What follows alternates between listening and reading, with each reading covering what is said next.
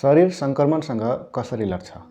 हामी बिरामी हुँदा शरीरभित्र एउटा अदृश्य सेना सक्रिय हुन्छ भन्ने थाहा छ। हाम्रो शरीरमा प्रतिरक्षा प्रणाली अर्थात् इम्युन सिस्टम हुन्छ, जसले भाइरस, ब्याक्टेरिया र अन्य हानिकारक तत्त्वसँग लड्छ। जब कुनै सङ्क्रमण शरीरमा प्रवेश गर्छ, सेतो रक्तकोष अर्थात् व्हाइट ब्लड सेल्स सक्रिय हुन्छन्।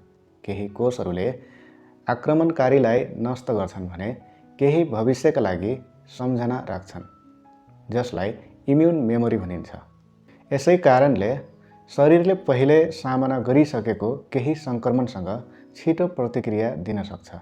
पर्याप्त निद्रा, सन्तुलित खाना, व्यायाम र तनाव नियन्त्रणले प्रतिरक्षा प्रणालीलाई राम्रो अवस्थामा राख्न मद्दत गर्छ। तपाईलाई आफ्नो शरीरको यो सुरक्षा प्रणालीबारे थाहा थियो? कमेन्ट गर्नुहोस् र यो भिडियोलाई धेरैभन्दा धेरै सेयर गर्नुहोस्।